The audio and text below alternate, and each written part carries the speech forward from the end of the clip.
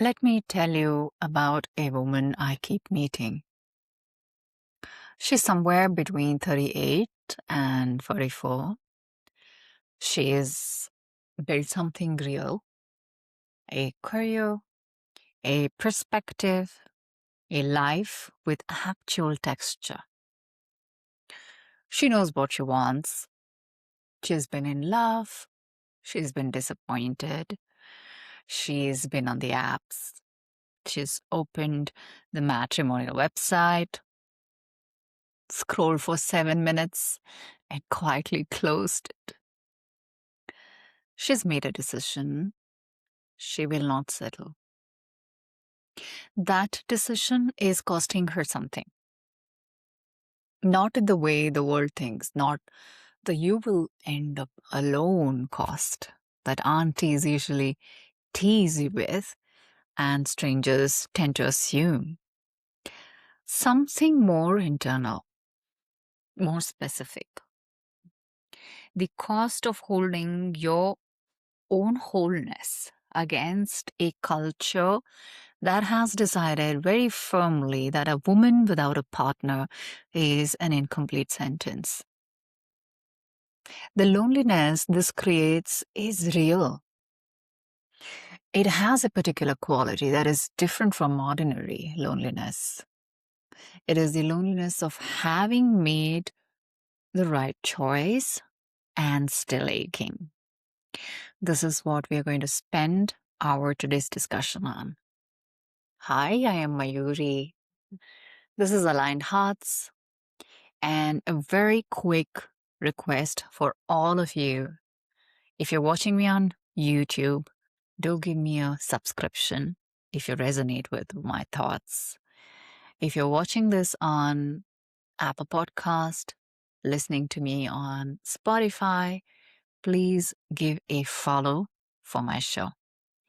It may be a very simple gesture on your behalf, but it means the world to me. Back to the topic. I want to start with some numbers. Not because numbers are the truth, but because they tell us something about the scale of what is happening actually on ground. 81% of the women in India in a recent study reported feeling more at ease being unmarried and living alone. Not resigned, not tragic, more at ease. 64% of women said they're growing more certain about what they want from a partner, and they will not compromise on it. The average age of first marriage for urban Indian women is now 27-year-old. In 1961, it was around 16. That is not just a demographic shift. That is an entire civilizational reorganization of what women understand about their own lives. Divorce rates are climbing. Delhi leads with around 5 divorces per 1,000 married women. Nationally, it's around 1 or 1.2, which sounds small until you understand that India historically had one of the lowest reported divorce rates in the world. Kept low, not by happy marriages always, but by the social cost of leaving. That cost is going down. 58% of millennials in India now view divorce as a socially acceptable option. In 2010, that number was 32%. What all of this is describing is a mass, quite largely unarticulated movement of women reassessing a contract. And not one moment am I standing against the institution of marriage. I'm a huge believer of this institution, and I'm a big romantic at heart. But what has actually shifted in this conversation is that earlier it was not a choice, but now it is a choice. Anything which is contractual and happens to bind you is not a reflection of your agency or your autonomy. It's only when you have an option to exit and you still end up choosing that institution out of your own will as much as that of your partner. That is a true measure of success. And that is the conversation which needs to happen for today's generation and for the generations to come here onward. That's what I meant by saying not ideologically, this is the proposition, not as the so called approach which is considered anti men.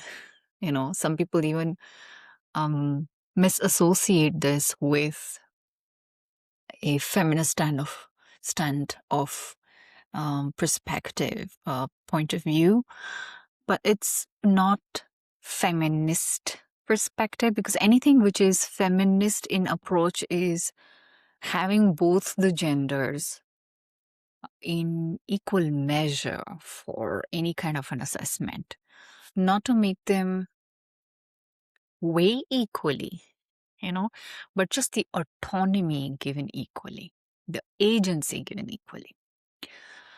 And personally, intimately, at the level of their own lives, women have started looking at marriage in a more microscopic way.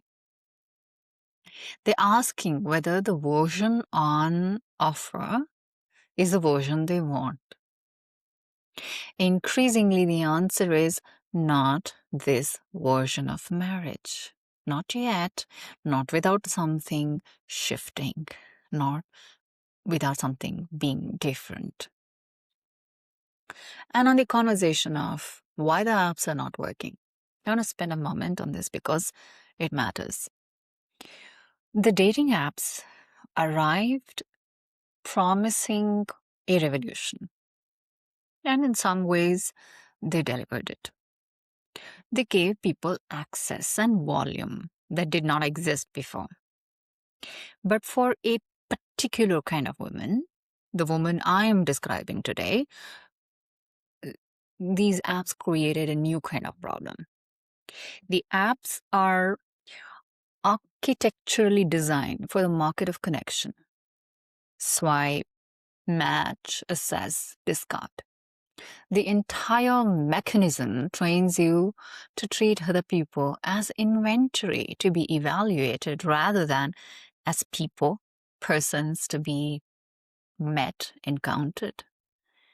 And the person I'm describing, the woman who has done the inner work, who has depth, who is looking for something genuinely real, finds herself in a system that is structurally incompatible with what she's looking for.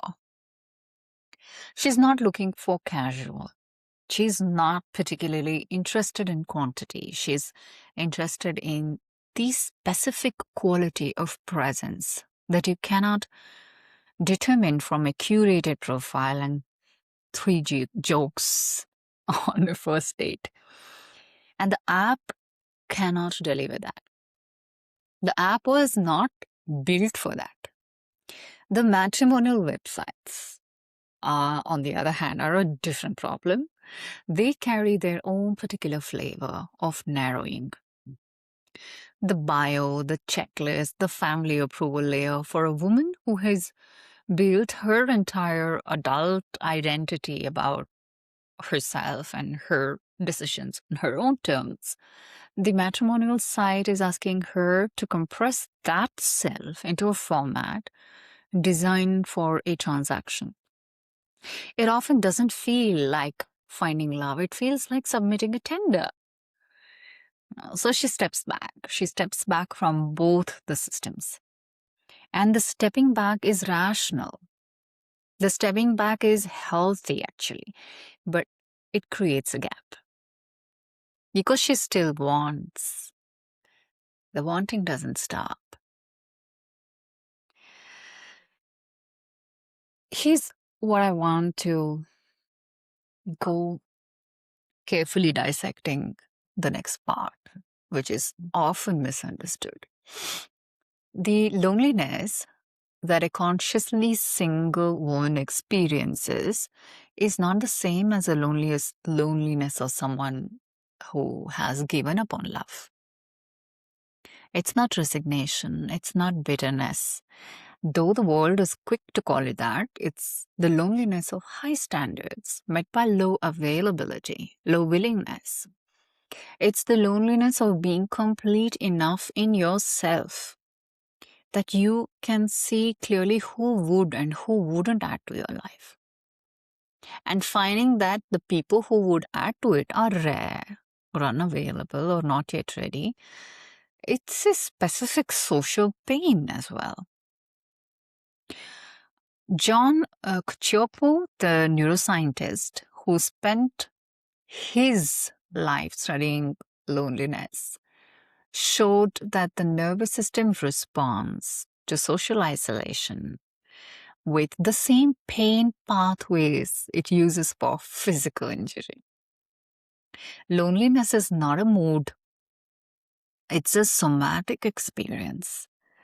It registers in the body, and there is a particular cruelty to this woman's version of it because she's not socially isolated. She has friends, she has career, she has community, but the specific intimacy of a partner, the daily witnessing, the physical proximity, the person who knows the version of you that does not perform for anyone, that is absent. And the body knows the difference. I want to also name the social dimension here because it's still real and it still cuts. If I recall it right, I think it's a 2025 ethnographic study in Bangalore that documented the specific pressures on single urban women in India. The landlords who only rent to families, the family events where the absence of a partner reads as absence of proof of adulthood, the way women in this category describe feeling simultaneously over-examined and underseen or undervalued. The world either pities them or admires them. Nobody just knows them as they are.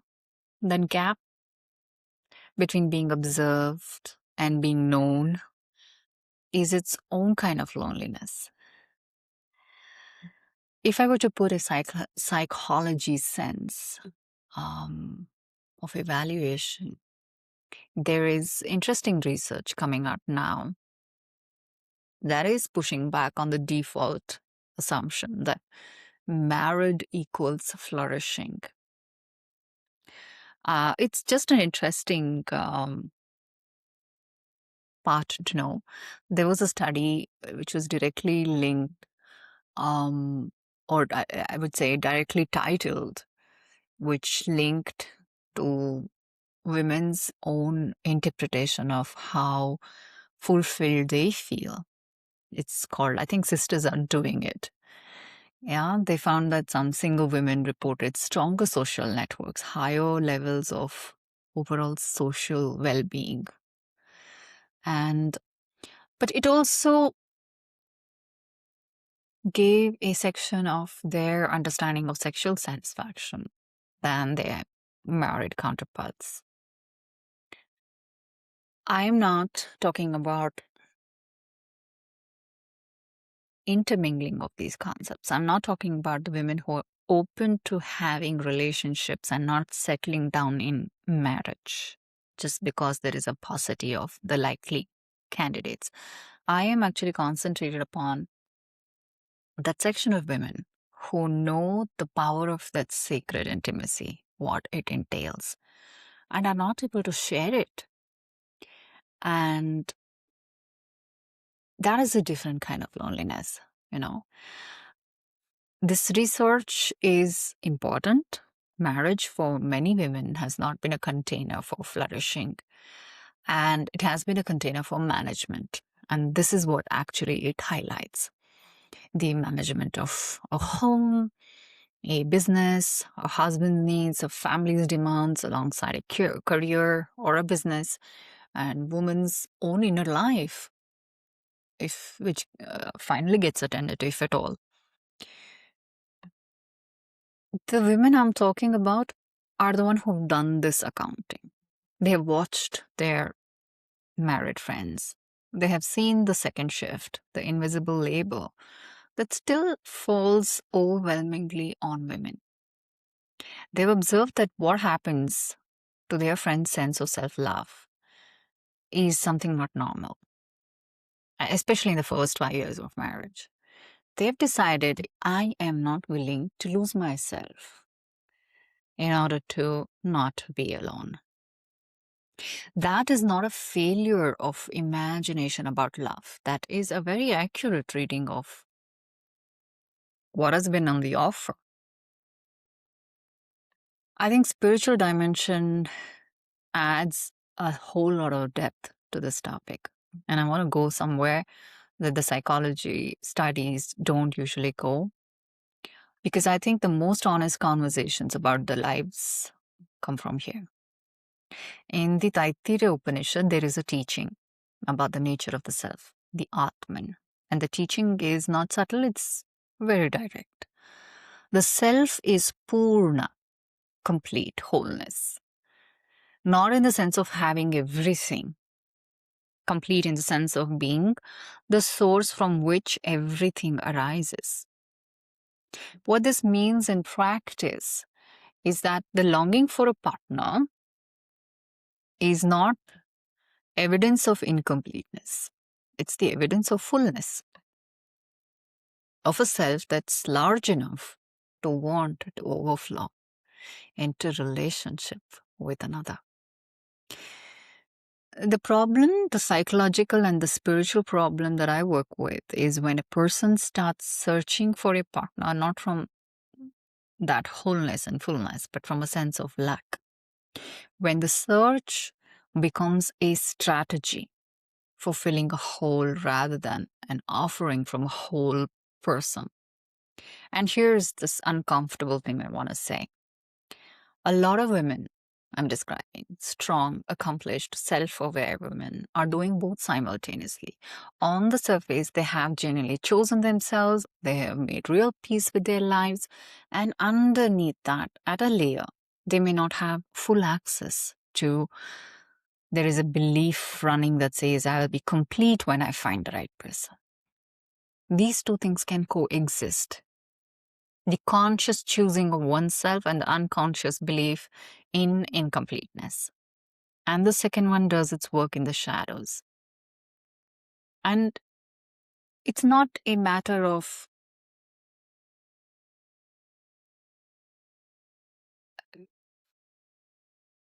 it's not very easy to walk this path. Because knowing this does not mean embodying it. And it's not that easy a concept to embody it either. Because shadows are like that. They're hidden.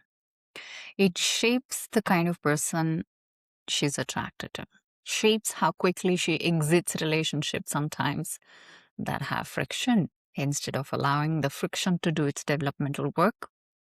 It shapes the specific quality of longing that surfaces at 11 p.m. on a Sunday when the apartment is quiet. This is not a pathology. This is a layer of work. And this is the layer that most therapy and most coaching does not reach, because it lives not in the narrative of I worked on myself. It lives in the body, in the somatic architecture of attachment, in the nervous system's earliest learning about whether love we seek is safe or it's threatening.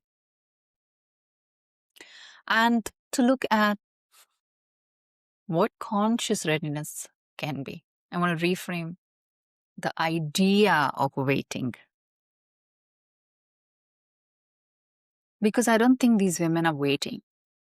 I think that framing does them a disservice. Waiting implies passivity, implies that the real life starts when the partner arrives. What these women are doing, when they are doing it well, is something more precise. They're building themselves into someone who's capable of the kind of love that they are holding out for. They're refusing to enter a container that is too small for who they are becoming. And that is not a consolation prize position. That is a genuine spiritual practice. In Sri Vidya, the teaching is that what you call forward is a reflection of what you have become. The tradition uses the language of Shakti, your own inner energy. That's the primary determinant of what you attract, not in the magical thinking sense of vibrate higher and your soulmate will appear, in the very precise sense that the person you can sustain a genuine relationship with is determined by the depth of your own inner light and inner work. Which means the question is not when will I find them? The question is who am I becoming? And what? And is that what I'm becoming? Is what I'm capable, what I am becoming capable of the love I am looking for? That's a completely different inquiry. And it requires a completely different kind of support. There is something shifting in the cultural conversation, and I want to name it. More and more of these women are articulating something that sounds like, I want to meet someone organically. Yeah. When we are both genuinely ready, not as a strategy, not as a plan, not as a felt sense of what is real and what is not. I find this very significant and it applies to me too. I have held out on this belief for a long time. And though there are doubts that creep up from time to time, by the conversation, the chit chat that happens around, you know that this is the only way out for you. Because it's a path carved out for you. You clearly see it. Once you see this, you can't unsee the power of the organic unfolding of life.